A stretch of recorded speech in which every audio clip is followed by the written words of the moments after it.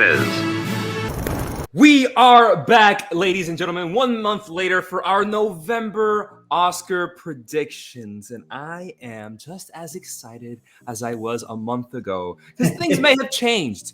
Things may have stayed the same. And you're about to find out what they are. Now, I am here with two of the loveliest men in the YouTube game. I got Mr. Dan. What's up, Dan?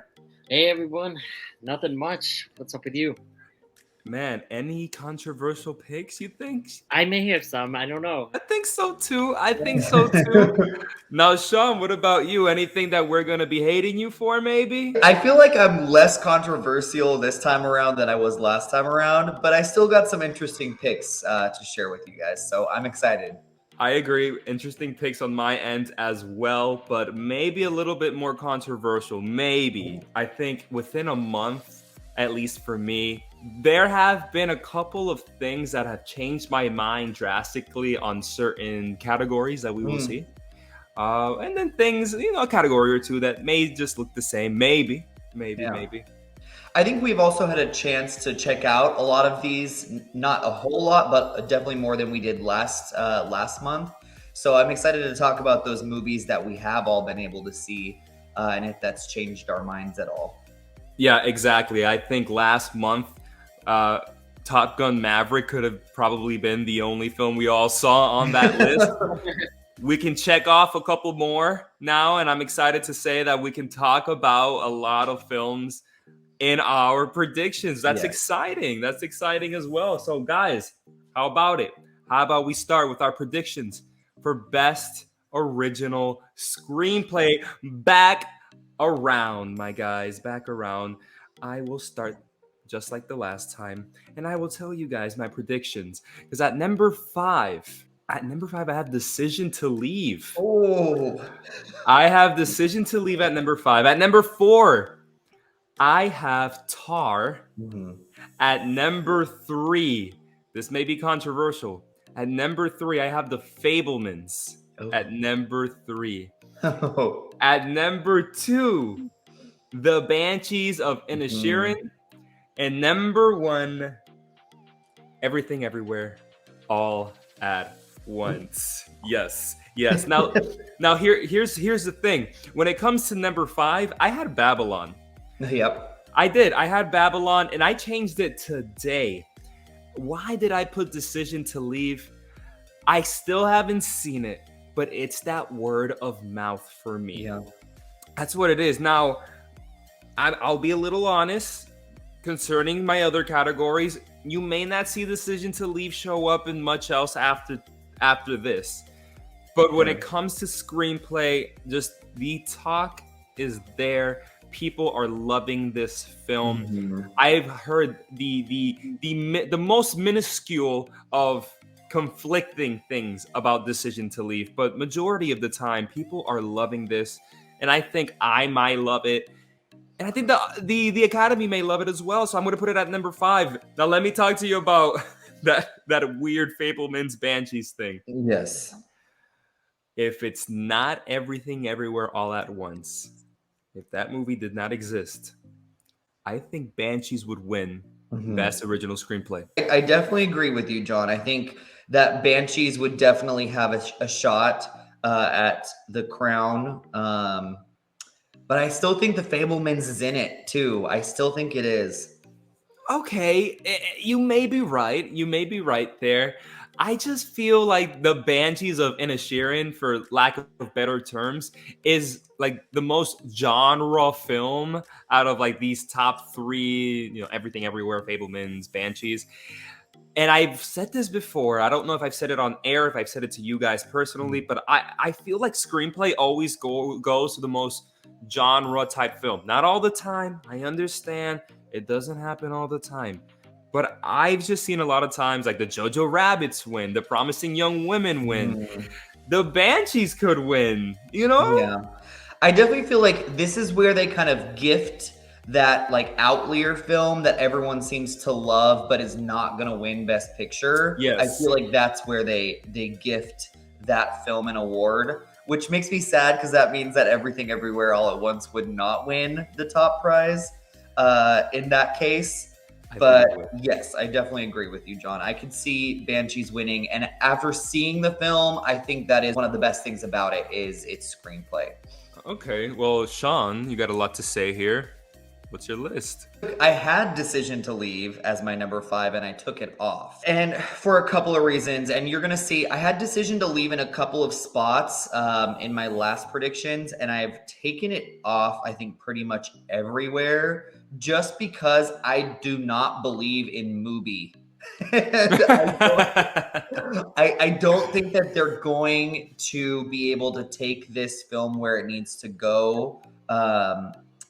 And I just, even though it's been out for like a month, I do feel like critic circles are talking about it, but I don't think other people are seeing it. I don't feel the momentum of Decision to Leave like we should, because it is such a phenomenal film, and the screenplay is superb. For anybody that doesn't know, Mubi is the company behind Decision to Leave that would campaign them. Yes, the one that's picked it up and is distributing it stateside. I just don't see that they have any kind of force in the industry to get this film in the Oscar talk. So, with that being said, my number 5 is a movie that I have seen, and it's After Sun. Okay. And this movie absolutely blew me away. And I cannot wait to talk about it with you guys. So both of you need to see this. I 100% see it it is a long shot, but I'm changing my long shot from Decision to Leave to After Sun, because I think it's that good, the screenplay. And then my number 4 is Tar. Banshees is number 3. Fabelmans is 2, and Everything Everywhere All at Once is 1. I honestly could see any one of those 3 win. Yeah, I agree. I think Tar, now that is a strong screenplay. Believe it or not, there are people thinking that it's going to miss screenplay. I don't see that happening. I think it's such a strong screenplay. I love this. I mean, Dan might disagree, but I love the film. So I definitely want to see it get in wherever it can. Yeah, I love the film as well, and I really think the screenplay is one of its strong suits, though it's not its strongest suit. We'll get into that a little bit later, but I don't see Tar missing here, so I'm happy you have that on. And yeah, when it comes to the top 3, I agree, man. It's one of those 3, just in different orders for us. Yeah. Dan, I'm excited to hear your list and a little bit of banter to see if we disagree. Number 5, I have Babylon. Oh. 4, I have Tar. 3, I have Banshees of Inisherin. 2, Fabelmans, and 1, Everything Everywhere All at Once. Okay. All right. So we're very close, Dan. Yeah. So tell me why Babylon stuck. So honestly, I just didn't have time to edit it today, but hearing the reactions, because I think I've heard a few. I've only heard a couple. Okay. And they're mixed. Some are like... Wait, people have seen the film? Last night was its LA premiere, Oh, okay. Yeah, and I like the first one I heard was that it was horrible.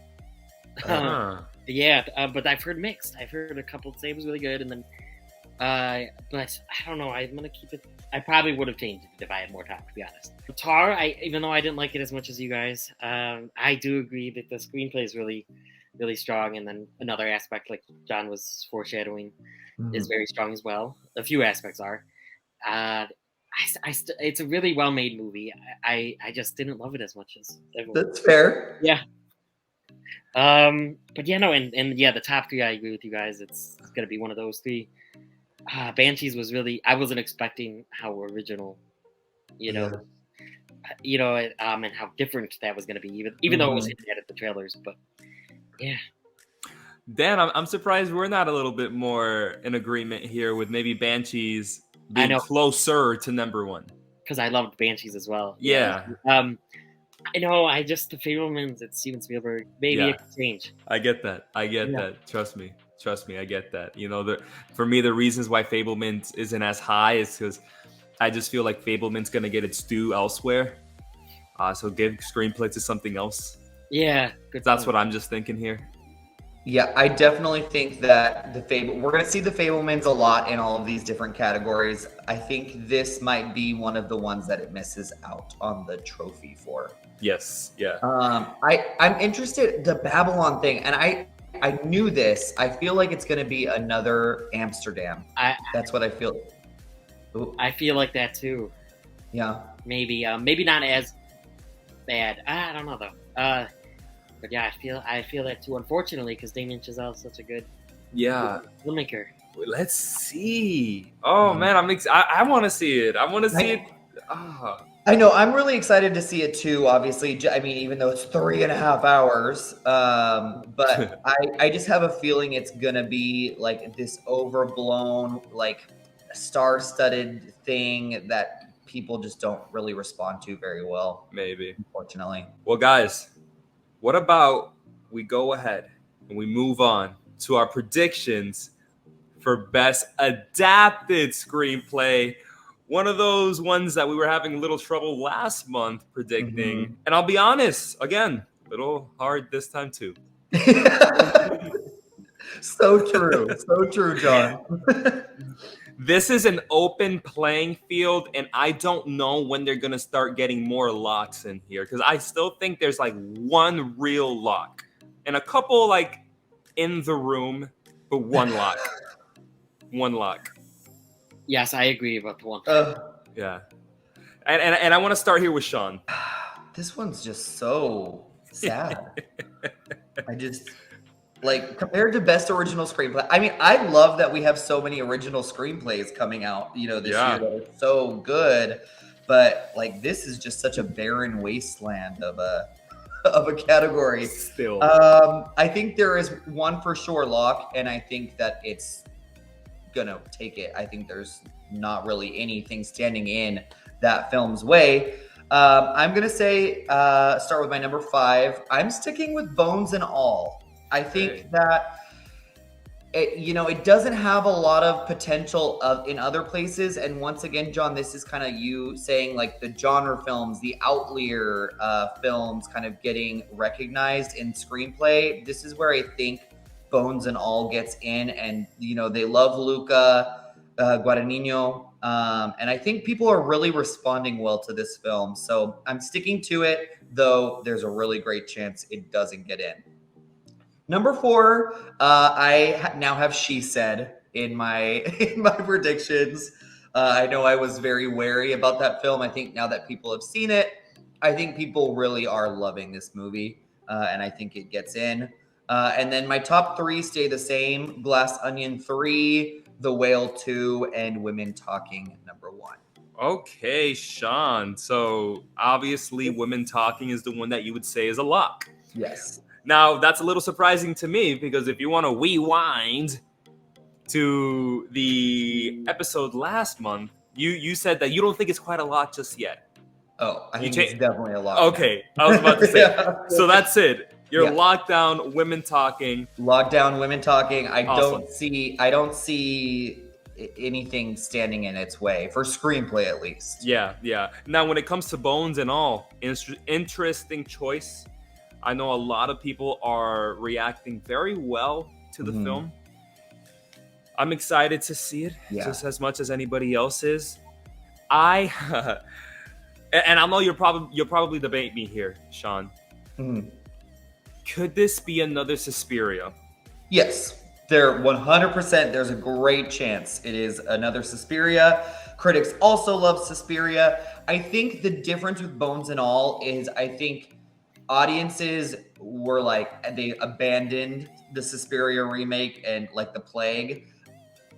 I think with Bones and All, audiences are going to be far more receptive of it, so it'll have both audience and critics adoration going for it. Gotcha. I see it too. I think with Suspiria, that was so weird, man. Like you said, they avoided it like the plague, to the point where even I, at the time, a big movie fan still, didn't even know like it was in theaters. Yeah. Because they were just avoiding it. But Bones and All, I have seen about 5 ads for Bones and All today. Yeah, it's everywhere, like online, in the theaters. Like they're really going strong on the marketing for this. I think for an independent film, I think it might have a really good shot, and I think that has a lot to do with our good friend Timothée Chalamet Yes, being in yes. it. I'm personally extremely excited to check it out. Yeah, man, I'm with you there. I'm with you there. Not much else I could say Yeah. about the other picks. I have some stuff to say about this happened last time. She said Yeah. by the seashore. Yeah. But we'll talk about it when it's my turn around, or possibly even Dan may have it. Because Dan, what's on yours? My number 5 is Top Gun Maverick. Still, I don't Okay. know if this one changed that much. My number 4 is She Said. 3, Glass Onion. 2, The Whale, and 1, Woman Talking. So Sean, So I I- have the same 4 again, I think. Yeah, Yeah, we have the same 4 again, Dan. yeah. Dan, your thoughts on Women Talking being a lock or not quite? I think it's a lock. And Bones and all, I was thinking about actually. Yeah. Top Gun again. Is it just that pure passion you have for this movie that you have it on still? Yeah, I think so. I don't think. Yeah, it might not stick. I don't think it's a far-fetched prediction, Dan. No. People love it. Yeah. I Yeah. said this last month. People love Top Gun. It is an awards player now, guys. It is 100% an awards player. Absolutely, it is. Strong one. A strong one as well. I think you should stand in your conviction on Top Gun, because it might surprise the crap out of us and take even more categories than we are even going to be talking about here. So I'm not counting out Top Gun in anything. Yeah. I'll get the opportunity now to talk about She Said. People have been seeing it, and while there are, of course, like any film that comes out, you have people who like it and people who dislike it. Mm-hmm. The consensus seems to be that She Said is more spotlight than Bombshell. Yeah, which it was my personal worry last time around, that we were going to get another Bombshell. Not that I didn't like Bombshell, but for awards wise, it didn't really do much. I definitely have heard that spotlight comparison, and I think that gets it in. Yeah, I agree. Yeah. Yeah, I agree as well. Again, especially in such a weak category. Yeah. What else? What else is gonna make it in? Give it to She Said if really people are enjoying it that much. If it's like the next spotlight per se, give it. Yeah, why not? Why not? Yeah. You know what's funny? I do have Glass Onion at number 3, but I honestly think that I would say that Glass Onion is more of a lock than The Whale. I was gonna Like, I do feel like he's getting in for Glass Onion. There's just so much hype around this film. Me too. I almost put Glass Onion over The Whale, actually. And it's the one movie that Netflix in a while has been advertising its theatrical run. They are 100% going full throttle on that theatrical release, that 1 week window for you to see it. Yeah. So Netflix is trying something different with this, and I think they're also going to just campaign the hell out of this movie. Now let's get into my list. It's a little different.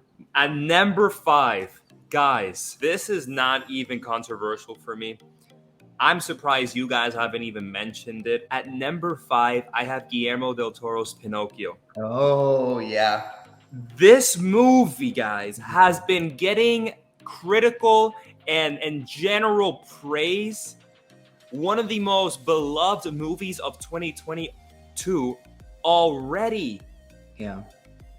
And I see it being a big awards player, a la Toy Story 3, a la maybe even Soul back in 2020. Soul got a screenplay nomination. Did it? I don't know. That's a good question. But I know Soul had a lot of backing behind it. That was the last year before the Oscars became like, the 10 nominees. 10 nominees, Soul would have made it for Best Picture, I say. Yeah, 100%. Yeah. Especially in that year. Yeah. Pinocchio at number 5. At number 4, I have The Glass Onion. Huh. Yeah. So the reason I have it lower than you guys is I see it getting in, but I see She Said higher because it's number 3. She Said, when I heard people say it's more spotlight than Bombshell, I said, okay, well, I'm going to put this a little bit more up. And so that's why I have it more up. Here's the thing. I see in a competition, a two-way race between She Said and Glass Onion, I see She Said winning. So that's why I have it higher. It's a good point. Yeah. So I have it higher. And then number 2, The Whale, and number 1, Women Talking as well. A lock for me. Yeah. But I have to agree. While my number 2 wouldn't be Glass Onion, Shawn, good point, and I tend to agree. The Whale, I could see it maybe missing or being one of those lower tiers in my prediction. We don't know anything about this movie except for like a 30-second teaser and that damn picture that we've been looking at for a year and a half now. And even the teaser is just, there is not a lot to go off of the teaser, which I love. I love that they're being so, discreet about the film. Yeah. But yeah, I still think The Whale is gonna do gangbusters. I just have this weird feeling that it's gonna do gangbusters at the box office. And if that's the case, then it definitely gets in here. But yeah, I'm kind of shocked about your Pinocchio. I don't think that it gets in here. Ooh, man. I guess there might be a world where it does. Yeah. And maybe because it's just so different than what the Pinocchio story that we're used to being told. So I see it maybe, I don't know. I just really don't. I see it, man. It's that Guillermo del Toro name backing it. And the fact that people are loving this movie, that some people are saying it's a top 10, top 5 film of the year. What? And if it gets that reception and it keeps that reception and it keeps that hype all the way up through December on to the next year, I see Pinocchio being a big player. Come on, like films like Ratatouille won Best Adapted Screenplay back in the day. Wait, what's Ratatouille adapted from? Maybe it wasn't adapted. Maybe it was original. All right, so correction here. I just checked. Ratatouille did not win Best Original Screenplay. It was nominated for Best Original Screenplay. Okay. Yeah. Okay. So it could happen with Pinocchio. Is it the screenplay that people are loving, or is it like the animation and the visuals? Oh, but we could say that for a lot of our choices here in adapted screenplay. That's very true. Is it the screenplay people love, or is it just like we just need a choice here? We just need a choice. Yeah, I definitely like I'm not like 100% against it, but I think out of some of these other choices, like I even see All Quiet on the Western Front getting in above Pinocchio. Why throw Pinocchio in and take All Quiet on the Western Front out, John? Gotcha. Good question here. Because while people are liking All Quiet on the Western Front, there have been 3 people that have seen it. I disagree. No, I really don't know, man. I know people that have seen the film, but I don't know a lot of people that have actually seen the film. And yet the people that have seen the movie, they go on Facebook, they go on Instagram, they go on their Letterboxd, and they put that, hey, I like this movie. And that's where it starts and ends. I completely disagree with you. I feel like more so than last month, I feel the momentum for All Quiet on the Western Front. I feel like people are embracing the film really strongly. I'm feeling the momentum for Decision to Leave, so we're switching up. I don't know what we're going in different circles here, John. I don't know. I know. It's been the same for All Quiet on the Western Front. I don't know. You say you agree with me or Shawn? I'm in the middle. I think. Okay. The momentum's kind of stayed the same for me. Like I've heard. Okay. Yeah, we've heard a couple more people mention it in our space, but I think the people that have seen All Quiet on the Western Front, like every single review I've seen for it is 4 stars or more. Like people really love the film. So I just, maybe not a lot of people have seen it or are watching it, but I don't know. I just feel like it has more momentum than Pinocchio, but Pinocchio also hasn't had its theatrical or Netflix release yet. So we'll see when that happens. Yeah, that's true. I don't think Pinocchio is a crazy guess, but yeah, I wouldn't have ever thought of it. I don't think. We're going to next month. Yeah. I'm so excited to see it. I just that trailer, like my Yeah. mouth was dropped on the floor. I was just Yeah. like so taken aback by how beautiful that film looks. Guys, we've talked a lot about this category. Yeah, be Let's done get with on the going. adapted screenplay category. Best supporting actor. Best supporting actor. And we are starting here with Mr. Dan the Man. Number 5 is Barry Keoghan for Banshees of Inisherin. Ooh. I know. Number 4 is Paul Dano for The Fabelmans. 3, Ben Whishaw for Woman Talking. I moved him down for Brendan Gleeson from Banshees of Inisherin. And then 1 is Ke-Huy Quan for Everything Everywhere All at Once. Still. It's a lock. I'd say Ke-Huy Quan. That's a lock. That's it. He's sticking through all the way up till next year. Yeah. And that makes me, it just makes me so happy because he so deserves it. Yeah. Dude, I can't wait. And the fact that he's being nominated alongside the same year with like Steven Spielberg, and all we need is Harrison Ford to be at the Oscars, okay? I know, right? This would be amazing. Dan, a fairly close list to mine. Okay. Brendan Gleeson as your number 2. Great choice. Talk to me a little about why Gleeson over Whishaw. Is it mainly because you haven't seen Women Talking yet? Yeah, so it's the main reason. I just have not seen Women Talking, and I just loved Brendan Gleeson's performance in that movie. And I don't know, I was just so entranced when he was on the screen. It was so cool. And he's Mad-Eye Moody, and I actually forgot about that until the that's exactly really the reason why. And kind of the same for Paul Dano. I just don't think he's as much of a lock. Gotcha. I think I moved it down from last time we did this. But yeah. Did you have Hirsch at all last month? I think that I had Judd Hirsch. Yeah, I think that I had both of the Fabelman boys. Yeah. Yeah. So he's gone then. Yeah, he's gone.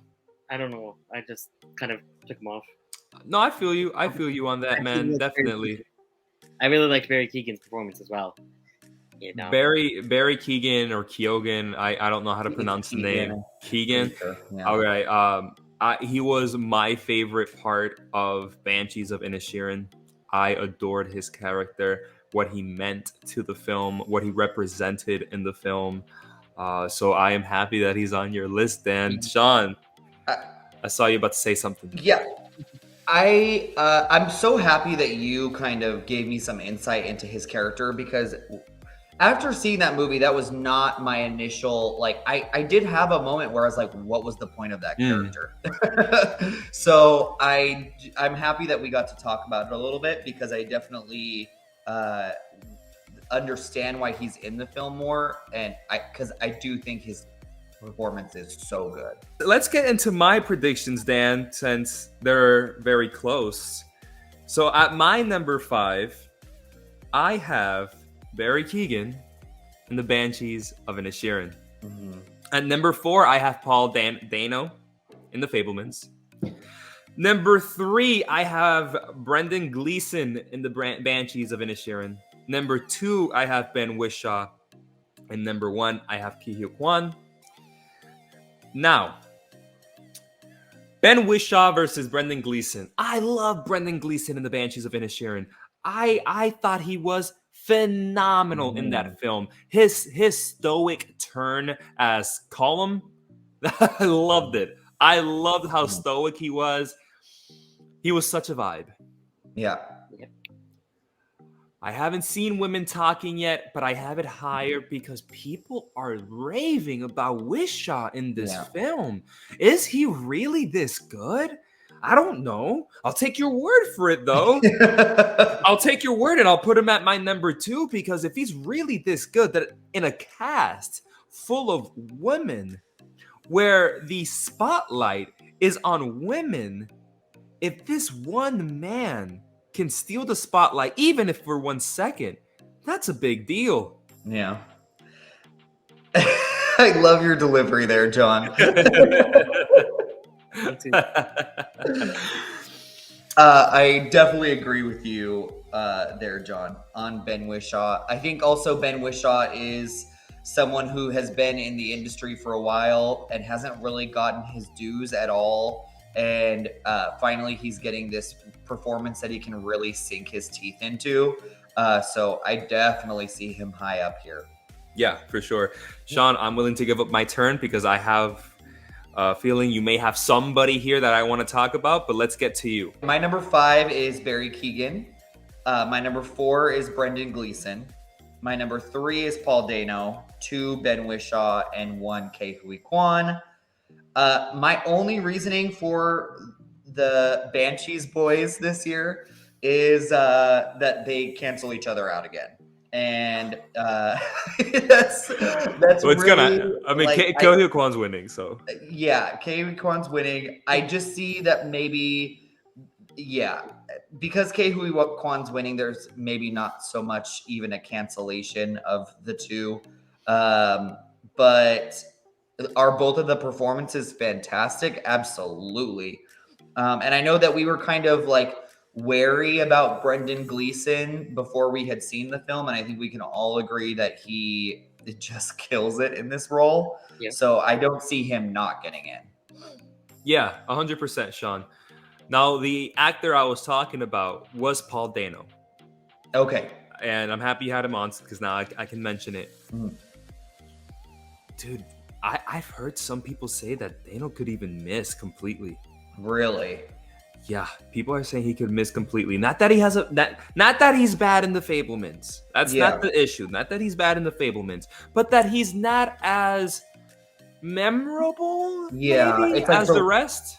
Role itself is just not as great, especially compared to someone we'll be talking about in a little bit, I'm sure. Even in the trailers, I didn't like. You forget that he's in the trailers. He didn't leave much of an impact. Yeah. I can see that. And honestly, I would not hate it because I am 100% advocating for Brian Tyree Henry for Causeway. I think he was in here on my predictions last month, but he's out now that I've seen Banshees, but I would love to see him get in. I think he deserves it. You know, there's some people that even now in their November predictions may have Brian Tyree Henry in their top 5. It's a really great performance. Yeah, people are saying it's a great performance. Yeah. So, I don't know, maybe, man. But for me, man, Barry Keoghan is that Leonardo DiCaprio in Gilbert Grape reincarnated. He certainly, you do not forget his character. Like, he is so memorable, and he does have like just a gut-wrenching like final last couple of scenes. So I'm he's so happy. So good in the film. I'm so happy you brought that up because throughout the film he's good, right? But for me, it is that one scene, and again, no spoilers here for these films that we've seen, but there's that one film where he has a discussion with Sivan by the river. Heartbreaking, but not in the ways you may think. Yeah, very nuanced. Yeah, for sure. So I see him getting in, but come on. My boy Ke Huy Quan, man, he's making it. He's making it. He's taking it to the top, and I'm so happy about it. He's taking it to the top. The real question here, though, guys, who's taking it to the top in Best Supporting Actress, though? Ooh. It starts with me again, I believe. Yes. Ooh, this is a little weird. I gotta explain myself here. I have the same 5 from last month. At 5, I have Stephanie Sue, Everything Everywhere All at Once. At 4, I have Hung Chau for The Whale. At number 3, I have Claire Foy for Women Talking. At number 2, I have Carrie Condon for The Banshees of Inisherin. And number 1, I have Jessie Buckley for Women Talking. Okay, I want to explain because this is weird. Jonathan, why don't you have the 2 Women Talking nominees nominated side by side? I'll tell you this. There's only one reason why Buckley is higher than Claire Foy. And that is because no one knows who the hell is going to win this. Yeah. So next month, it could be Claire Foy for me all over again. People that have seen Women Talking have been saying that they are just as good as one another. Yeah. And they don't know who's going to win. And Shawn, I know we disagreed last month. Mm-hmm. There's a chance they actually cancel each other out. Yeah, definitely in this category with where we're at right now, they for sure could cancel each other out, especially because, like you said, the talk surrounding everybody in this film really is that they're like everyone has great moments, but no one really, I feel like, outshines the other. So I feel like everyone could outshine each other and cancel each other out besides Ben Whishaw. Yeah. So I didn't put Carrie Condon as number one, just in case if the movie does have traction and Jessie Buckley or Claire Foy do become front runners. I wanted to put one of the Women Talking women at my top spot, just in case.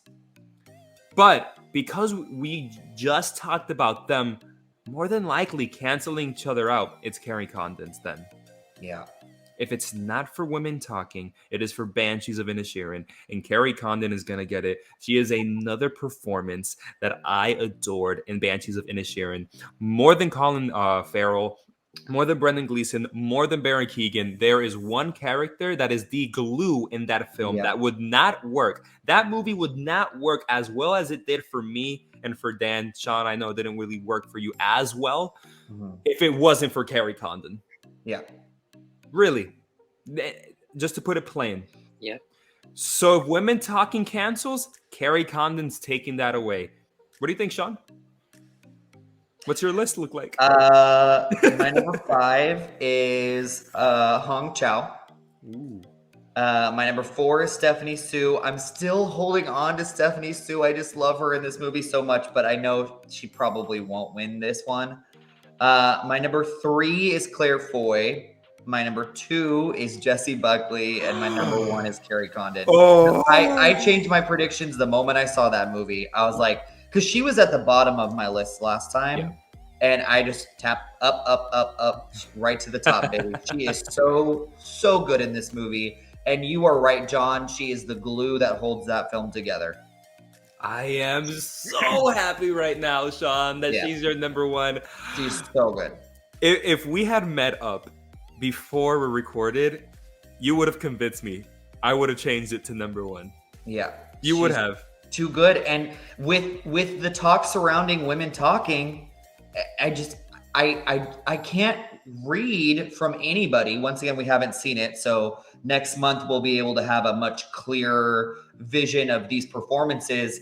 But I'm hearing like one review, Claire Foy is the best. One review, Jessie Buckley. One review, somebody else in the ensemble. So I just see them canceling each other out. Yeah, that's how I see it as well. And I'm sure they will be terrific performances. Yes, dude. Absolutely. No doubt about that. I'm sure. I want to talk about Stephanie Sue for a little bit here. Yeah. You have her higher than 5. I am still holding strong, Shawn, that she could still lose out in nomination morning. Well, who gets in if she doesn't? That's a good question. That's a very good Carey question. Mulligan for She Said. Possibly. That is the only, and then Angela Bassett for Wakanda Forever. No, I'll tell you who I can see. I tell you who I can't. Nina Haas in Tar. Absolutely not. Listen, it's not a personal thing. Your reaction is my reaction. Yeah. It really is. Shawn, I have heard pundits out there say Nina Haas has a chance. Was she the other? She's the lesbian lover. The wife. The wife of Tar, or partner. I don't know if they're even married in the film, but the one who's actually the wife, because she has like partners throughout the film, but the wife of Tar. I just don't see that. I mean, she's good. She's good. I honestly have much of a. I'm trying to think of a scene. I can see a scene where she was really good in it, actually, near the end. Can this be another Judi Dench? Maybe. I hear I you don't guys know. screaming. I hear you guys screaming. Not every year it's gonna be No. Judi Dench, Jonathan. I Not know every that. year. I know that. I'm just saying though, right? Like we gotta speak these things that's in our heads out into existence sometimes. Stephanie Sue gets in, especially since there's even talk about Jamie Lee Curtis getting in for that silly role that she has, which I don't see happening. It's got backing. It's got backing. It does have backing. But I just Stephanie Sue, how many different things she's tackling in different emotional wavelengths that she has in this film, it's just too good to pass up. Dan, Yeah. is your list similar to ours in any way? Number 5 is Hong Chow for The Whale. 4 is Stephanie Sue for Everything Everywhere All at Once. Claire Foy, number 3. Ooh. Carrie Condon, number 2. Ooh, And Jessie Buckley, number 1. I love how we have that weird top 3, man. I mean, Yeah. I'm happy that we have the same top 3 there. Talk me Yeah. through that mindset. It's the same kind of thing. Like, the more I'm hearing is, you hear both of them are so good in when we're talking. And I just wanted to switch it up. Because last time I had Claire Foy first, I believe. Yeah, you both did. Yes. And I was like, remember, let's bring it back to last month when y'all were like, Claire Foy. No, it's I know. definitely Jessie Buckley. And yes, now I just switched around. I really like Jessie Buckley. And Carrie Condon just gave a really great performance in The Banshees of Inisherin. Yeah. I just don't know about number 1 yet. I almost put her at number 1 actually, because I really liked her. And yeah, Stephanie Sue, I'm kind of the same as you guys. I just want to kind of keep her on the ballot for now. Yeah. And I couldn't see, like you mentioned, Angela Bassett. So don't get me wrong, great performance, amazing performance, especially that one scene in the throne room. But after seeing Wakanda Forever, I couldn't see her getting on. But I loved her. But couldn't have said it better myself about Angela Bassett and Black Panther. I mean, Angela Bassett is such a queen, though. Like, can we get her an Academy Award at some point, please? It's honorary. Yes, I do agree about that. She's deserved one already. You know. Dan, since it's your turn, I'd like for you to start here, and Shawn, please chip in right after. Why is Hong Chow number 5? Pretty much because I haven't seen The Whale, and correct. And she wasn't even in the teaser, right? Yeah, she was. Wasn't it just Brendan Fraser? Oh, she was. Okay. Yeah, and Sadie Sink and Hong Chow. Oh yes, they did show them. Okay, yeah. But still, we don't really know much about her character, her performance. So that's really why I have her at number 5. But I think that I had Olivia Colman last time. Mm-hmm. Like Emperor Light, and then I'm hearing like that you guys said that it's not getting the best reviews. Wait, but Olivia Colman is lead. Oh, I had someone else then. Vanessa Kirby? Yes, Vanessa Kirby, just because of her name. And yeah, I just took her out and put Hong Chow in because I think she might have a better chance. Yeah, I think with Hong Chow, I think she gets in almost for sure. She's not a lock just yet, but with her kind of being a little like everywhere, like she's going to be in The Menu, which comes out this upcoming Friday. And then she's in this. She's also an actress who's been around, who gets Oscar talk almost in every movie she's in, I feel like. Mm-hmm. And I think she gets in. Once we've seen the film, I think I'll have a much clearer idea if maybe she bumps up over Stephanie Sue. Yeah. But for now, that's where she stays. Great discussion all around on Best Supporting Actress. And we are leading after our predictions, ladies and gentlemen. And this time we're starting with Shawn. This has pretty much stayed the same for me, except for one major change. And my number 5 is Paul Mescal for After Sun. Okay. I moved him above Diego Calva. Number 1, because I've seen After Sun, and it is just, the performance is so good, you guys. That's great. And then number 4 is Hugh Jackman. Number 3 is Colin Farrell. Number 2, sticking to my Austin Butler at number 2. And Brendan Fraser for The Whale at number 1. So the fact that Colin Farrell beat Fraser in, I think it was Venice, that still doesn't mean nothing. No, and it honestly, after seeing the movie, no. I think out of all of the performances, as good as Colin Farrell is, he was the least memorable to me. Like out of the four main like actors, he was the least memorable. I would remember a Barry Keoghan or a Kerry Condon or a Brendan Gleeson above Colin Farrell's performance. Oh my God. Yeah. I respect you, Shawn, and your opinions. I respect you too. But I disagree. Fair. After Sun, you're just hitting it on the head that you really love this movie and that it probably has some awards chops. You're not the first person that I hear saying that that could have a run After Sun in various categories. I don't know. It could. Yeah. It's funny. We're in November. Year's almost over, and yet we're still very early in the race, and we don't know anything.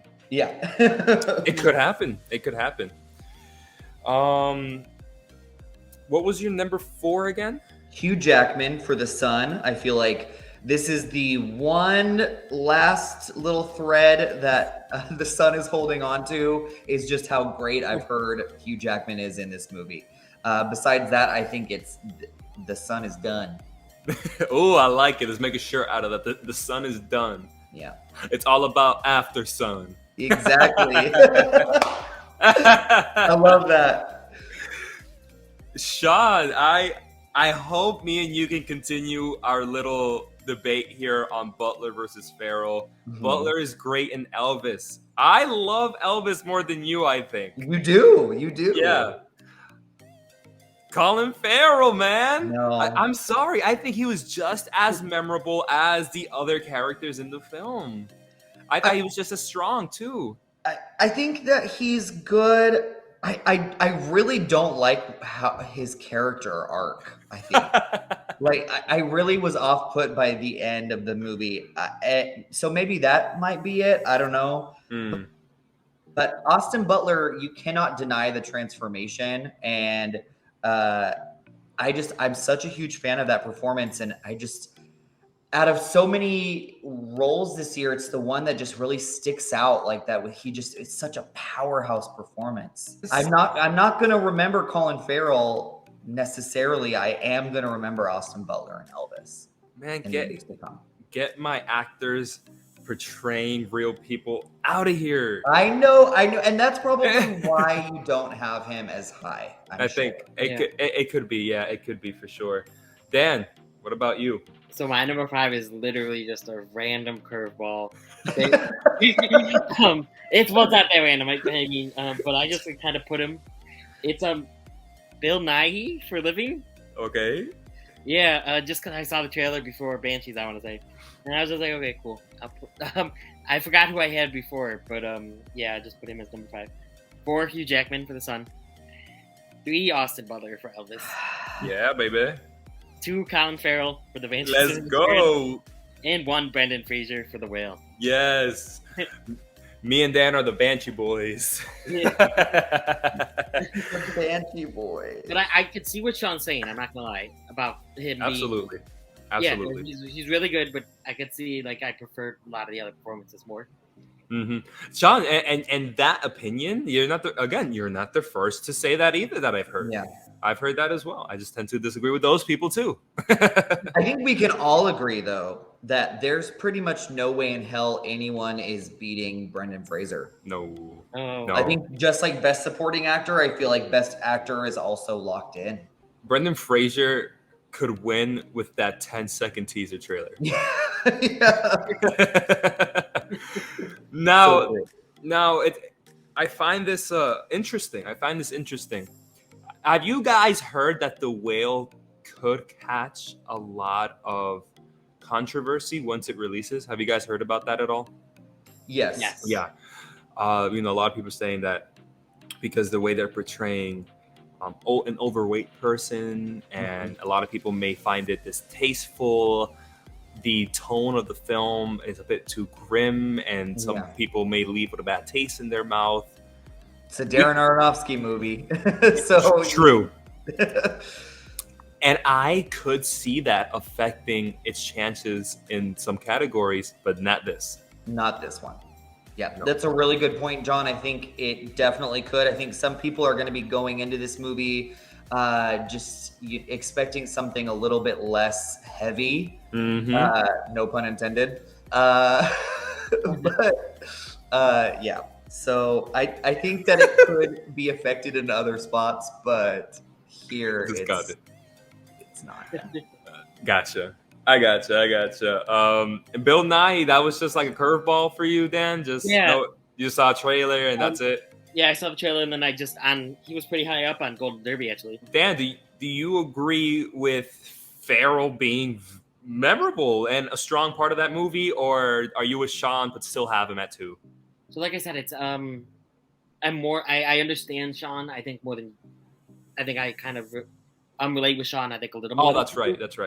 And it but no, I do find him, I mean, he's an important part. I mean, he's the reason the film's happening. Yeah. But yeah, I do think that the other performances are stronger and more memorable, but I just think he has a better chance. Gotcha. And also, it's like you guys said, a actor portraying a real life person. You know. We're done with it. Guys, let's go on to my 5. Yes. This is different. At number 5, I have Tom Cruise for Top Gun Maverick. At number 4, Bill Nighy in Living. Number 3, Austin Butler and Elvis. Number 2, Colin Farrell in The Banshees of Inisherin. And number 1, Brendan Fraser in The Whale. Our 3s are similar. Let me explain myself about number 4 and 5. Let's start with Bill Nighy. Why do you have him up, John? Is it because of Gold Derby? Because everybody's saying blah, blah, blah, this, that. I think that the performance that Bill Nighy will give in Living is a performance that will get the attention of the acting branch of the Academy. And Bill Nighy could possibly get into the category just because the actors that are voting for him to be nominated see his portrayal of his character, say, this is what acting is all about, this is what people need to see, and they put him in the same way that Willem Dafoe and Viggo Mortensen get in every time they're in a movie that isn't that strong of a movie per se, but their role was great. They're always great in it. Exactly. So I see Bill Nighy in that.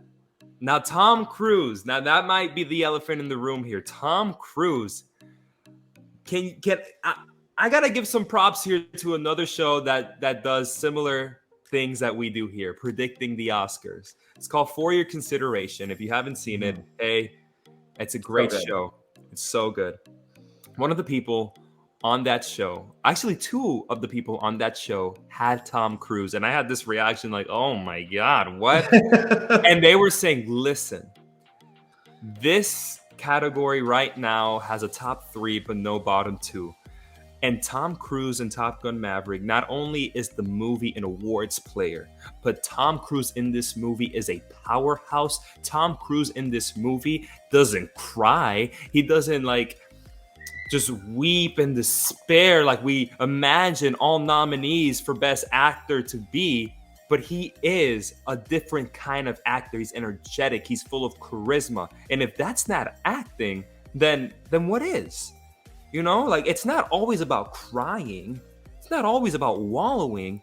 It can be out there. It could be energetic and charismatic and still have that bit of nuance within that performance that could push it on in, especially in a category like Best Actor.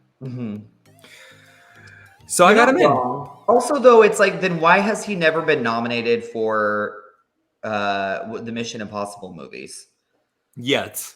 Yeah, I think Top Gun Maverick is probably his best performance I've seen. I would agree. That's my answer. Dan, you took my answer because Top Gun Maverick hasn't got at least recently. He had some really great roles back in Magnolia and stuff. He's so good in that movie. He's been nominated for, I think it was Born on the 4th of July, I think was the movie was in. I don't think he was, but I know he's nominated for Magnolia. No, yeah, he was nominated for that. Yeah, I remember. Yeah. It was, oh man, I'm getting the title of the first film.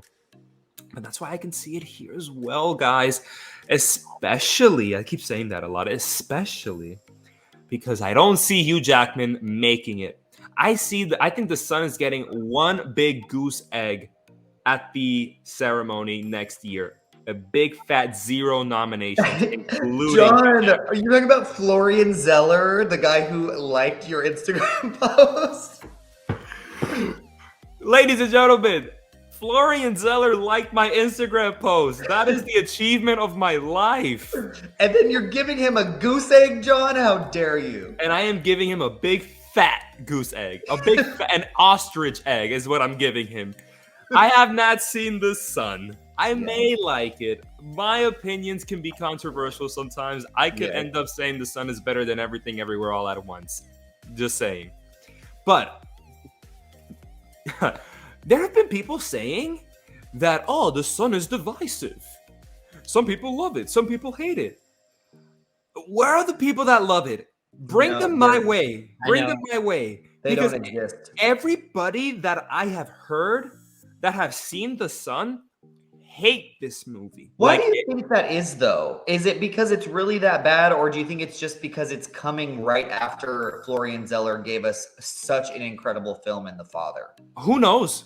We haven't seen it yet. It could be because the writing in the film is just not as strong as it was in The Father. But I have been hearing that it's because the topics that it tries to tackle in the film, they don't do it well. What does well mean? We'll see. We'll see. But that's what I hear. They don't tackle it well. I've heard even the word cringe. Oh. Cringe performances, cringe dialogue, cringe execution of said dialogue. Yikes. Yeah, I've heard that. Yeah, never a good sign when you hear the word cringe. Cringe. Only time will tell what we think. I'm curious, you guys, have you heard any word about Paul Mescal or like After Sun or anything like that? No. I've heard his name mentioned when other pundits like us start naming off like the number 6, 7, 8, 9, 10. Mm-hmm. But no, not like top 5, no. Interesting. Okay. So that's definitely a long shot then. I am going to stick to it. The people that have seen After Sun love it. Okay. And they love his performance. I just think that it could ride the wave. I'm hoping it does because I can't wait for you guys to see it. Yeah, I'm excited to see it, man. I am. David Harbour for Santa Claus. Yes! That's it. What a curveball that would be. I would totally support that. In a category like this, I would too. But I'm curious about your input on Best Leading Actress. Yeah, I go first this time, right? Because then it's your turn. Yeah? Yeah. All right. My number 5 is Viola Davis for The Woman King. Oh. 4 is Michelle Williams for Fabelmans. 3 is Michelle Yeoh for Everything Everywhere All at Once. 2 is Danielle Deadwyler for Total. 1 is Kate Blanchett for Tar. How dare you! How dare you, Dad? You got some splaining to do. Michelle Yeoh under Deadwyler. What's up? Talk to us, Dan. After seeing Till, I just thought Danielle Deadwyler's performance was so good and so award worthy, and definitely a nomination worthy. And I wanted to put Yeoh over, but I don't know. I just loved her, and I liked Till more than most because, I liked Till more than most. Dan, you're not gonna find much flack from me when it comes to Danielle Deadwyler in this film. I am not as big on the film as you are, Dan. I tend to align with a lot of the majority of the people that have seen Till. And in the same way, I align with the majority of people when it comes to Danielle Deadwyler. She is I've said it a couple of times, powerhouse. Mm-hmm. Powerhouse. But if I had to really mean it when I say it, Danielle Deadwyler is a powerhouse until, guys. Mhm. Dan, you know it. You've seen it. Sean, I don't believe you've seen it I yet. haven't seen it yet. I really want to, though. She has a couple of scenes in the film where I didn't cry, but a second longer and I would have cried. A second longer and I would have. Mm. Captivating, authentic, best ways I could describe Danielle Deadwyler until. And yet, Dan, Michelle Yeoh is gonna beat it, I think. Anyway. Anyway. Dan, Viola Davis. Why is she your 5? So I don't think I had her last time. I can't remember who I had. Oh, I had Margot. No. Yeah, you may have had Margot. No, I had Coleman. Yeah. Coleman. I don't know. Viola Davis was just thinking about her performance in The Woman King. She was so good, and it's a active performance, physical performance. So I put her in there. Yeah. But I just didn't put her too high. And almost as low as your girl Michelle Williams. I know. I think Michelle Williams looks really good in The Fabelmans. Yeah. What we've seen, we've all seen the trailers. But I don't know. I like the top 3 better. I was kind of surfing the interwebs on people's thoughts on this category, Dan. And believe it or not, your thoughts on Danielle Deadwyler being high, they're shared amongst many people. Mm-hmm. They're shared amongst many people. I've even heard the rare 1 or 2 people saying that she could take it. Mm-hmm. Yeah, believe it or not. I almost put her number 1, to be honest, after Hill. But I think that top 4.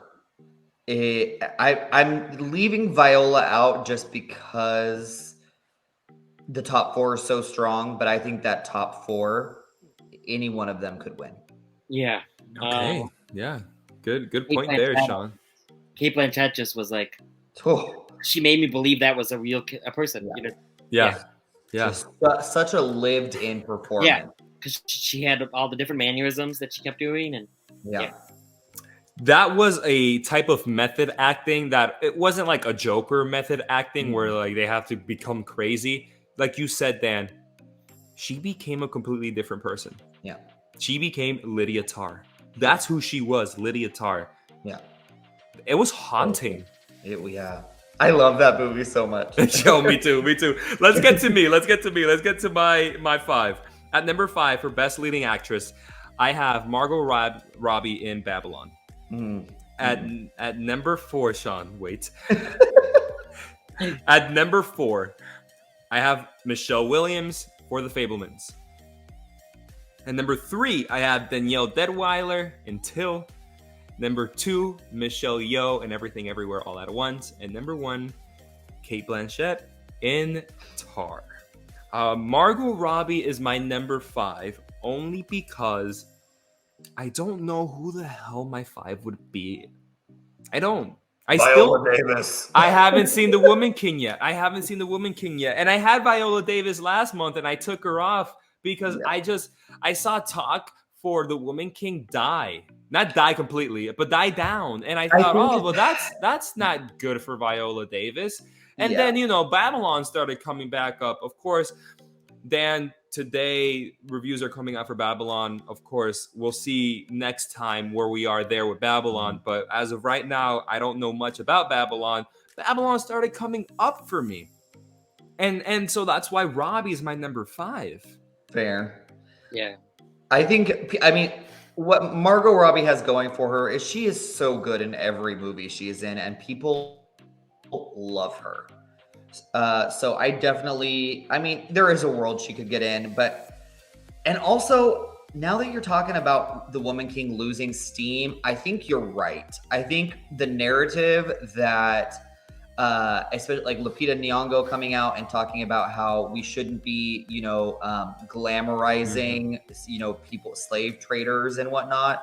I think that has kind of seeped through, about this movie is that, they are a bit glorifying slave trading and it might not be the best look. So does this movie get completely overshadowed for award season and in the years to come because of that narrative? And it's not historically accurate as it is. Yeah. Yeah. That's a strong narrative. Yeah. It is. So it could happen, but I love Viola. Me So too.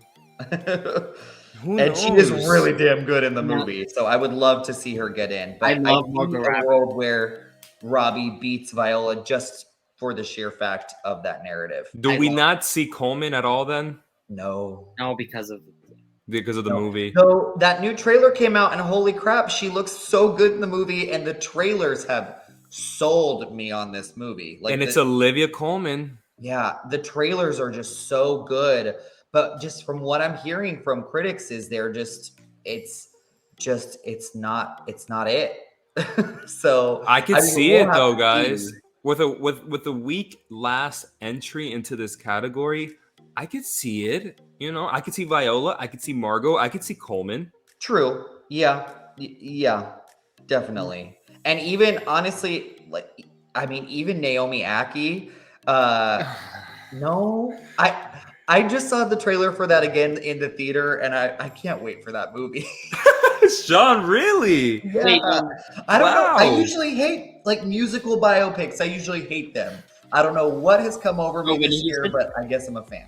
Oh, see, I love the Whitney Houston trailers. Yeah. Oh my God, I'm Yeah, alone and she here. looks so good in it too. We can't leave this category without talking about. Or my How- predictions. Sorry, Sean. You're just talking a little too much. I'm just kidding. Let's talk about what I'm about to say as Sean tells us his list. My number 5 is Viola. Number 4 is Danielle Deadweiler for Till. My number 3 is Michelle Williams. My number 2 is Kate Blanchett, and my number 1 is Michelle Yeoh. All right, there we go. That's what I was gonna talk about. Michelle Yeoh possibly winning. Now you Yeah. talk about it. I definitely want to talk about it with you. Okay. But first, I'll talk about Michelle Williams because last month I had a whole spiel about Michelle Williams never getting in, how she should be going for supporting. That has changed for me because every review I see of The Fabelmans, and not just in the review, hidden somewhere in the headline, it is always Michelle Williams is transcendent. Michelle Williams, all of this, that's the one thing that I'm getting from this movie is that Michelle Williams is incredible in it. So I just have to go with my gut, and I think she's a top contender now. I agree with you, Sean. I think Michelle Williams was a top contender even last month, and she'll continue to be a top contender. On the opposite end, I have also heard headlines saying that she's a bit too much and over the top in this movie, and that could hurt her chances. I have not heard those headlines yet, but Yeah. I can't wait to see the movie to make my own decision on it. Same. Now talk to me. In what world, what do you see? Because I could see it, but in what world do you see Yeoh beating Blanchett? Why? What has to happen? What's happening?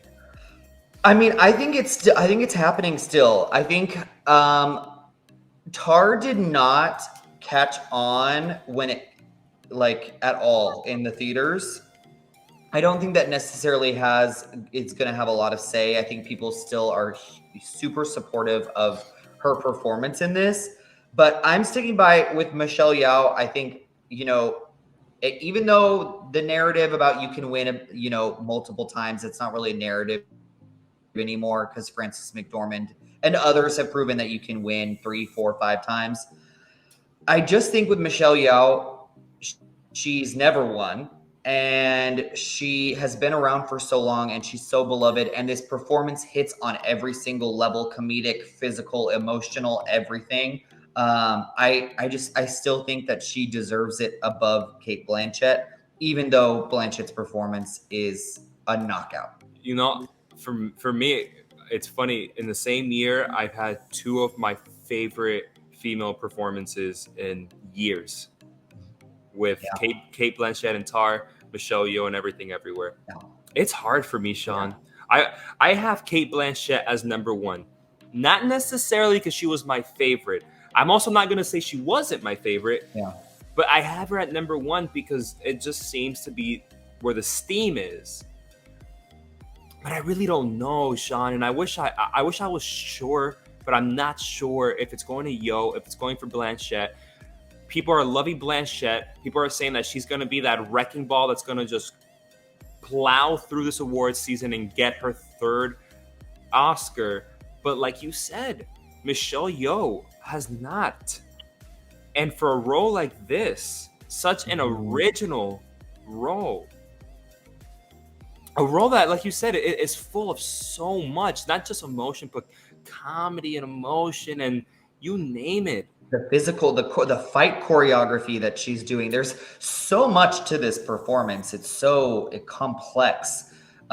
So, I mean, you're so right, John. I mean, I can't think of a year where I was like so just loving 2 performances so much. Yeah. And they're both that good. Mm-hmm. Great. I think they're great, man. Same year as well. That's a big deal. Yeah. And I can't wait for you to see Till because I think you will agree. And Shawn, you're a little bit more emotional than me sometimes. I think you'll cry. I hope so. I need a good cry. I didn't cry during Black Panther, even though it was like a gut punch for me. Like, and it was so sad. All right, guys. Penultimate category here. Our predictions on Best Director. Woo, woo, woo, woo. And we are starting here. Is it me? I think it's me.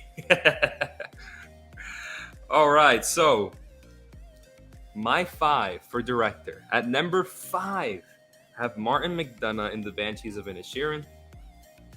At number 4, I have Daniels for Everything Everywhere All at Once. Number 3, I have Sarah Polley for Women Talking.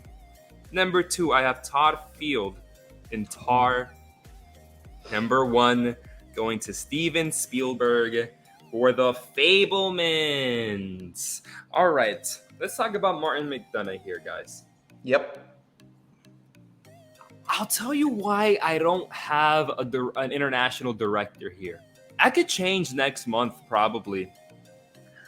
It's just because between Decision to Leave and All Quiet on the Western Front, it's a Claire Foy, Jessie Buckley situation I'm seeing where no one knows who's going to win Best International Picture. Yeah. Is it going to be Decision to Leave? Is it going to be All Quiet on the Western Front? And they're battling it out. Am I wrong for thinking that's as far as that battle is going to go in the international film and possibly screenplay? Because I did have it for original screenplay. Mm-hmm. I think the reason I have McDonagh, it's not because he's never been nominated before, so give it to him. That's not why. It's because people are loving Banshees more than most of the films we've even talked about tonight. Yeah. The love and passion for Banshees is there. It's strong. And that could give McDonagh his first nomination. Not because he's never had it, but because out of all of his films, people seem to be really gravitating toward this one. Yeah. So that's why he's number 5 for me. Not wrong. Daniels, I believe I had Daniels at number 4.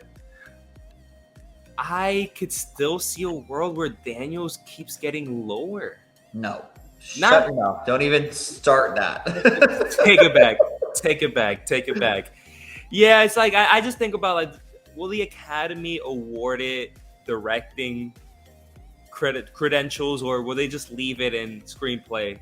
So that's why I have him at 4. And then Field as number 2.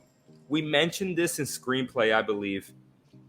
But this is where the strength of Tar is. Mm-hmm. While it does have a good screenplay, and I see it getting in there, the strength of Tar is its direction. I would even argue more than Blanchett. The strength of Tar is Todd Field. He's 2. He's 2. But ain't nobody beating Steven Spielberg this year. What do you think, Sean? I agree with you about Steven Spielberg. I just really do. So many years people have talked about him being number one for best director, and I've been like, nope. And I've been right, because it wasn't the year for him. I feel like this is the year for him. The Fabelmans is the right film, and he's getting best director for this, and probably deservedly so. Yeah. But John, you're not wrong about Todd Field. I just really hope he doesn't wait another 16 years to make a movie, because the guy is such a great director. All three of his films are so strong, and his direction, he has such a clear vision for all of his films, and Tar is no exception. Go ahead with your list. Let's hear it. Okay. So I also am on the same train with you, John, with international. I took Park Chan-wook out, as much as that gutted me. I still see a world where he could get in, though. Mm-hmm. My number 5 is James Cameron for Avatar. My number 4 is Sarah Polley for Women Talking. My number 3 is Todd Field for Tar. My number 2 is Daniels for Everything Everywhere All at Once, and my number 1 is Steven Spielberg. Oh wow, Cameron. Yeah, I don't know. I just started feeling this Avatar momentum for some reason, even though that new trailer did such a poor job, like, explaining what the story of this film is going to be. And I get that it was trying to catch your emotional core, but there's no rhyme or reason of what the story is going to be in the trailer. So you don't need it. Exactly. At the end of the day, you don't need it. People are going to see this movie. And I have a really great feeling that you just can't deny James Cameron. People always are like, you know what? Like, this is not going to be James Cameron's year, or, the movie's not going to be great. And he always proves people wrong. Yeah. Cameron, was he nominated? Yes. For the first Avatar? Yes, he was. Oh, okay. He was nominated against his ex-wife, Catherine Bigelow, who ended up winning for the Hurt Locker. Oh, wow. Cameron, that's a great choice. It's a great. I just see McDonough as of November.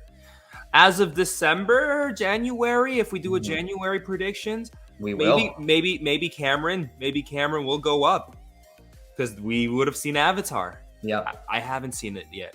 And then you come out here, Sean, and tell me about this trailer. It didn't do anything for me. And it's like, so why do you have Cameron then, huh? Just because of what I said. You just can't deny James Cameron. I think people are going to, just love this film. And it looks so visually stunning. You can't deny that. Yeah, I saw it in 3D and 40X before Nice. Black Panther. The visuals look just as good as the first one. Yeah, Not better. Yeah. Polly dropped for both of us. She dropped a lot for you. What happened? I don't know. I was a little bit more keen on Women Talking before. I think Women Talking is going to be like a promising young woman. Kind of. It gets the screenplay, and that's it. Oh, I do think Sarah Polley still gets in for Best Director, like Emerald Fennell did for Promising Young Woman. I just see this film kind of going down the ranks a little bit here for me. I've heard that people love Women Talking. They like it, they don't love it. That's what I'm trying to say. Yep. Yeah. Same. I keep hearing that as well. They like it, they don't love it. And I would actually compare it. Weird comparison. It's Power of the Dog, Oscar night. Oh, okay. Not because Oscar of the Dog, the beginning of the race. That was it. That was number one. It was going to win. Yeah. It was going to win everything. But Power of the Dog, Oscar night ended up winning one Oscar, maybe 2 Oscars? 2? Maybe. I could be wrong. But it underperformed. Yes. And I see Women Talking underperforming. Yeah, I do too. I think it's an important film, but it's not necessarily a movie that you're going to remember for years to come. Maybe, man. No. Maybe. And it's such a That's a big topic that apparently they're going to be talking about. And Yeah. I'm still really excited to see it, but Same. at this time and next month, it could change once we see it. But right now, it's just gone down a little bit for me. Yeah. What about you, Danji? My number 5 is Martin McDonough. Ooh. Yeah. 4 is Sarah Polley for Women Talking. 3 is Todd Field for Tar. 2 is Daniels for Everything Everywhere All at Once, and 1 is Steven Spielberg for The Fabelmans. Wow! So once again, our first 4 are yeah. I love James Cameron's ad though. Do you think though there's a narrative where it wouldn't, because the first one got nominated, the sequel wouldn't get nominated? No, here's me. Yeah. Here's me. I'll sort of repeat myself again. I see McDonough making it over Cameron because Banshees, as of November, has all the passion in the world. Yeah. Come December, once Avatar comes out and we see it, if the love is there, the hype is there, people are saying like, yo, this is the best thing since sliced bread, then yeah, maybe Cameron does make it then. But just as of November, I don't see it. Not yet. We have to try and come up with a formula for these prediction shows, but in the end, we got to throw it out the window come Oscar night. Yeah. It doesn't matter. Yeah. And Polly also went down for you. Yeah. Yes. Same reasons as you guys are saying. Just hearing that it's good. It's a good movie. Just not like an amazing movie. And Todd Field, after I saw Tar, I was like, I have to put him up a little more. Yeah. Yeah. And then Daniels, I just love Everything Everywhere All at Once. So you guys are not at all in tune with this whole thing about that Daniels could miss director because of the type of movie. Okay. No. Okay. Also, actually, so I don't even want you to bring up that narrative. But it's Spielberg. We all agreed there? Yeah. It's Spielberg's ear. I don't think it's a for sure like Brendan Fraser and Ke Huy Quan. I don't think it is just yet, but I think we're really close to it being like that. I'm 98% sure. I'm not. Yeah, I'm very sure. It'd be perfect for him to win that. Yeah, this would be perfect. Yeah. It would also kind of be like not just a Best Director award, but also like a Lifetime Achievement like award too. Yeah. Because the movie's about him and his passion for movies and stuff. That's what I'm saying, man. Like Fabelmans, people are really liking this movie, but they're saying this is not Spielberg's best movie. So if he does get it, I definitely see it like a Lifetime Achievement Award. And if anybody deserves it for that reason alone, it's Steven Spielberg. 100%. Yeah. Even if I don't love the Fabelmans, I can still respect that Steven Spielberg is one of the best directors ever. And he deserves another Oscar. It's been quite a while. Yeah, dude. 100%. Well, guys, it's time. We're rounding up to the end as we predict Best Motion Picture. And we are starting, like last month, with Mr. Shawn Jackson. My number 10 is She Said. My number 9 is All Quiet on the Western Front. My number 8 is The Whale. My number 7 is Avatar: The Way of Water. My number 6 is Top Gun: Maverick. 5 is Women Talking. 4 is Tar. 3 is Banshees. 2 is Fabelmans. And number 1, I'm sticking to my guns on this, Everything Everywhere All at Once. As well you should, my friends. I can't believe you have She Said and All Quiet. Yep. Wow. I had Decision to Leave on there, and as much as that upsets me that I have to take it off right now, I just don't see the momentum. I feel like the release strategy has been kind of strange. It's been popping up in random cities at different times. I don't think that the movie has done a good job with Decision to Leave. So unfortunately it's out for now. I get that. Again, I've agreed with you about that as well. All Quiet on the Western Front, man. Yeah. A big change from last month. Here we are now. I know. I still don't know if I I see was it. writing on the coattails of you. And now I don't know if I see it anymore. Yeah. I don't know if I see it anymore. She Said that's a good one. That's one that I could see because of what we were talking about in a screenplay, with it being Spotlight and not Bombshell, and now the 10 spots getting in. I'm like wowed that you have Avatar over Whale right now, because we don't even know if Avatar is gonna bomb. I don't even want to say it out loud, but I don't see it happening. I don't know why. I think at the last minute, I moved Avatar a lot of spots today, and maybe I'm just feeling Avatar today. I don't know why, but I feel like there's just no way, unless the movie is horrible. I just don't see it not getting in. I can kind of see a world where it doesn't get in because of how late in the game it's coming in. Fair. In the year that it's coming in too. Because I was thinking that too, Sean, with my list as well. I'm not gonna say it obviously, but I was thinking, man, I want to fit this movie in, but Avatar is a player here. Mm-hmm. But there's a chance that it's not. Yeah. There's a chance the Academy could just stick to Top Gun. Yep. And there's definitely a chance to. I moved She Said in over Babylon. I had Babylon in at number 10 when I started this morning. And I just feel, and now even knowing that Dan said that people have seen it and it's mixed, that kind of almost vindicates me a little bit more. But I don't see any momentum for Babylon. I feel like Paramount doesn't know what to do with this film. We're barely seeing trailers for it. They dropped that one to mixed critical and audience reception. I don't know. I just don't see it for Babylon. I don't know why, but I do. I don't see, like, maybe it is mixed. Yeah. But I still see this being like an Oscar contender. Fair.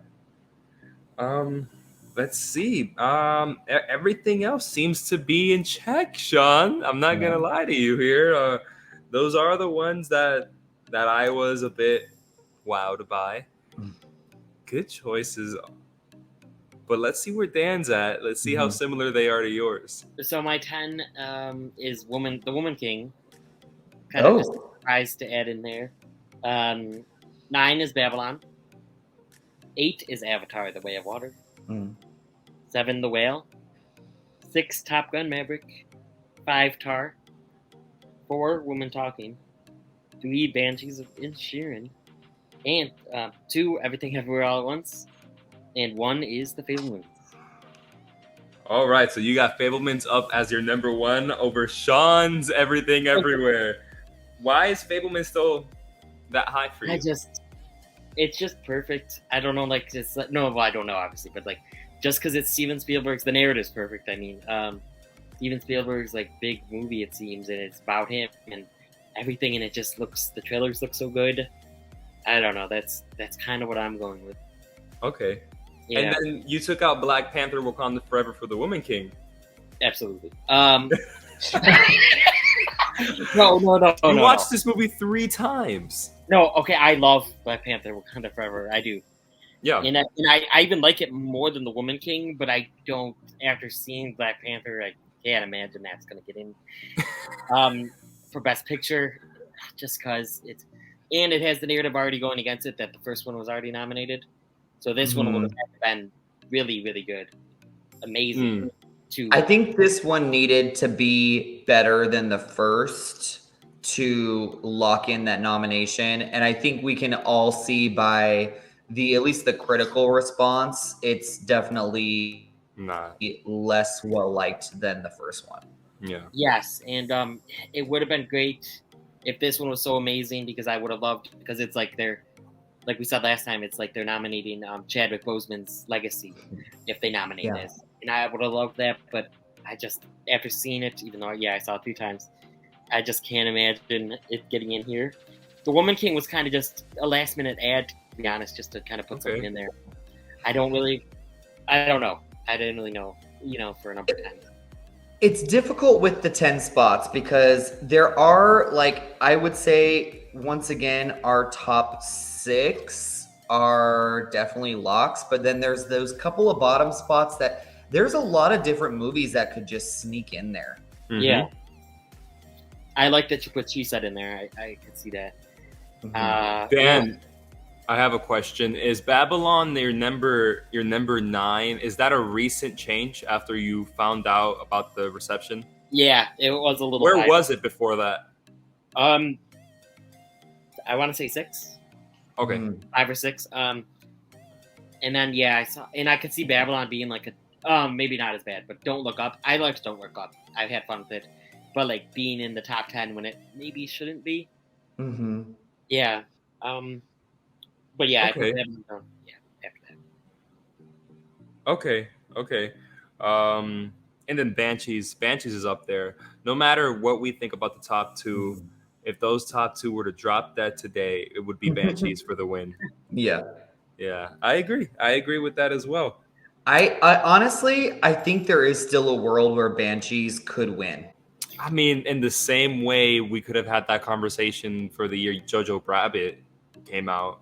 I don't know. I feel like less so for Jojo Rabbit, more so for Banshees. I just feel like Really? there is a huge passion behind Banshees.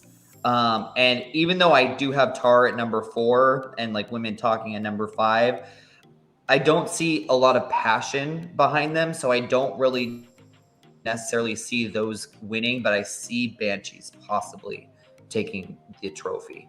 I don't see it yet over Fabelmans and Everything. Everything Everywhere. This is what would have to happen. Everything Everywhere would have to start losing steam because the Academy just straight up don't like these type of films. The precursors even kind of say it. And then Fabelmans would have to start also losing steam because, like, it's not as good as you think it is. Like, it's fine, blah, blah, blah. But that Banshees, though, that is what would have to happen for me to then believe that Banshees could win Best Picture. But right now, with the amount of hype that Everything Everywhere and Fabelmans have, I don't see Banshees taking it right now. I just If the think Oscars were tomorrow. Yeah, I just think it's funny because I'm the one that likes it the least, but I can definitely see it winning. So. That's funny, yeah, for real. Guys, let's end this category with me. At my number 10, I have Guillermo del Toro's Pinocchio. Whoa. Yep. At number 9, I have Avatar: The Way of Water. And number 8, I have The Whale. Number 7, I have Top Gun: Maverick. At 6, I have Babylon. At 5, I have Tar. At 4, Women Talking. 3, Banshees. 2, The Fabelmans. And number 1, Everything Everywhere All at Once. Shawn, I have jumped on the train with you, my friend. Everything Everywhere All at Once will win Best Picture at next year's ceremony. And let me tell you why. The Fabelmans is a classic case of frontrunner fatigue. Okay. I think so. I'm sorry for those that may disagree. And you guys are going to chew me out in the comments. I understand, like, if you love the movie and whatnot. I think The Fabelmans is getting way too much hype, way too much, like, love. I put in quotes because I haven't seen the movie, so I don't really, and none of my friends and family have seen the movie, so I'm only really listening to, like, headlines and pundits. Nobody's going crazy over this movie the way you would think for it to be a number 1 movie that it could win Best Picture. Now, that's why I see front runner fatigue all over it, and Everything Everywhere takes it. That is such a good point, John. I think for multiple different reasons. Last year, we saw it happen with Power of the Dog. Everyone was talking Power of the Dog all year long. I personally love that movie. I think I probably would have rather have seen that win over Coda, even though I also love that. But Coda showed staying power, and people were talking about it all throughout the year. And I think that's what Everything Everywhere All at Once has going for it, even more so than Coda, is an outpouring of love and support for the film and staying power. People are still talking about it, even though it came out in March. So I definitely think that's a really good point. And also, I think that because there's been so much love and talk about Fablemans, now once it comes out, if people go into it with super high expectations and are disappointed by it because maybe Sour. it's not as great as people are saying that it is, I think that could hurt its chances too. Mm-hmm. Another good point there, Sean. And that's why I see frontrunner fatigue. Mm-hmm. That's why. Let's jump all the way down. At number 10, I have Pinocchio. I see it, guys. As of today, I see Pinocchio being a real contender here, guys. Adapted screenplay and best picture.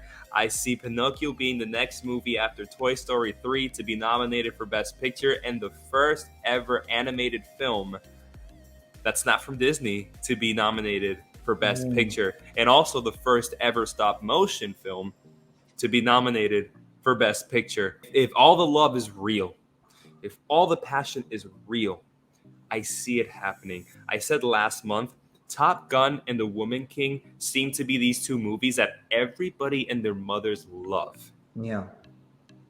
Now, I want to add Pinocchio to that because everybody and their mothers have been saying, this is worth it. This is a contender. Watch out for this, guys. Watch out for this. I want to see it happen too. I'm an animation guy, and I know you are too, Sean. You love animation, And I as love well. stop motion. And if stop motion could get in, I mean, first of all, this has been a great year for like stop motion, and we just got Wendell and Wild too. So seeing the art form get some notoriety is fantastic. I would love to see Pinocchio get in here. I cannot wait to see it.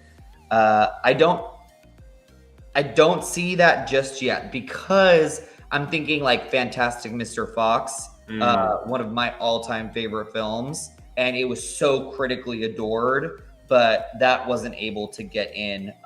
But in a year of 10. But I don't think it was a year of 10. I think it was 5. Exactly. That's what I'm saying. So in a year of 10, maybe it could have. In a year of 10, it could possibly. And now we're just years of 10. Yeah. I'm okay with it because it gives us more chance to talk about films and, give some recognition to some of these other films that might not have gotten any attention if there wasn't 10. Yeah. Real quick, I have Babylon higher than Top Gun. I would change that once I do see the reception. I haven't seen it. Dan, I believe, Dan, you're the only one that has seen it out of the 3 of us here, the receptions of Babylon. Yeah, some of it, yeah. Yeah, we haven't yet. If I see it, if I see that really people are like mixed on it, yeah, man, Top Gun Maverick goes up one for me and Babylon goes down. The Whale is also low for me because could people sour on this film because of what it's trying to tackle? Yes. Yes. 100%. Yeah, I think so too. I think kind of what we were talking about before, the grim nature of the film, how bleak it is, besides a few light spots at the end, I've heard. Will that turn people off? A couple of movies we didn't talk about getting in at all. Triangle of Sadness. I got some stuff to say here about Triangle of Sadness. I got some fellow brothers in arms. By that I mean movie pundits who were raving about this movie before the general public got to see it. I got people that still think it has a chance for Best Picture and Screenplay. So I'm like, man, for real? Let me see this movie. So I did. I saw it about a week and a half ago. I hated it. I thought it was horrible. I thought it was the biggest crock of shit. I'm sorry. Are the performances good? Yeah, sure. Dude, the rest, what up? Nonsense. I said this to you guys on the group chat we have. This film I just want to have a stamp, and right on its forehead, just stamp nonsense with a cancel sign. Because this movie's just nonsense, dude. And since I saw it, other people that I'm a bit closer to, and I mean by that, I actually follow them on Instagram, and they follow back. They started seeing it because it was open for the general public now. Mhm. And those people started to hate it too. And I felt a little bit good. Not because I want to see a movie fail. I never want to see a movie fail. But because my opinion, I'm not the only one that has it. Yeah. There are people out there that are not liking this movie, that are saying, these people are saying, don't even watch this movie. I'm not even saying that. I'm just telling you what I feel about it. But man, Triangle of Sadness is getting a big fat, you know what? 2 big fat goose eggs. In my opinion, I'm sorry. I'm not gonna lie, I was gonna go see it, and after you messaged and said that you almost were thinking about walking out of the theater, I was like, I'll skip that and wait until it comes out on streaming. You'll walk out of your house. Yeah. A couple of other movies that I'm just curious why we don't have them. Till. We have Danielle Deadweiler in actress pretty high, but we don't have Till anywhere else. Even though I really liked it, I didn't think it was totally best picture, material. Maybe. I mean, I probably think that more than a lot of other people. Because a lot of people just think it's like an average one or it's not as good as it should be, which I could see. I could see either way. Till for me was a very generic biopic. Okay. That's where it fell for me. A generic biopic with a fantastic performance. 1,000%. Yeah. Okay. Mm-hmm. Yep. And then just a couple of other ones. Glass Onion and Elvis. Elvis before Glass Onion for me. Okay. But even though we have Glass Onion in Screenplay. Yeah, that doesn't mean anything. Okay. All those movies go in Screenplay. Yeah. Yeah. Yeah, Elvis, I can kind of see Elvis maybe surprising us if it starts gaining more momentum. Maybe. That's another film with a lot of love behind it, too. Mm-hmm. Mm-hmm. Kind of like Top Gun and Woman King. True that. Yeah, I was curious about a couple of ones that we seem to be leaving out. So, guys, those were our predictions, our November predictions for the Academy Awards ceremony. Comment down below, what are your predictions in November now? But before we leave, we want to leave you with some announcements. Let's head on over to Dan. All right, so first of all, we are going to have more below the line video of like below the line award nominations or predictions on those, like best animated feature, best cinematography, stuff like that. So keep an eye out for that, definitely. And of course, we're gonna have just more predictions each month, the different prediction videos, videos like that. And and the Golden Globes are coming up, so we're gonna be able to see us react to those. Very exciting stuff coming up on the horizon. And there's another award ceremony coming up on the horizon early next year. Shawn, you got some news on that, maybe? Yes, absolutely, I do. I am very excited for this. It's going to be our 2nd annual Rubber Ducky Awards. Now, that's going to be on the Cinema Squad channel. And basically, this is an award show, just like the Oscars, but we are picking the audience's favorite films.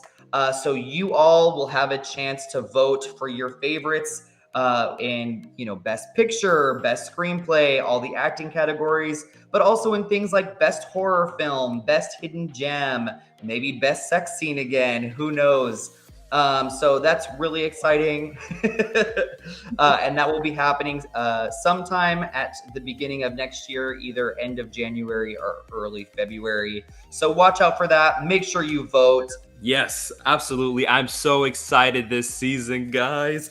We got December, and I really feel December is when the race is gonna pick up, and our categories are gonna look a lot more. They're gonna be a lot more cemented than they are right now, right? Absolutely. With that being said, my friends, thank you for stopping by. My friends here, thank you for being you. You guys are amazing, and I will see you all next month. Till next time, movie fans. Bye, guys. This is looking to be a tight one, folks.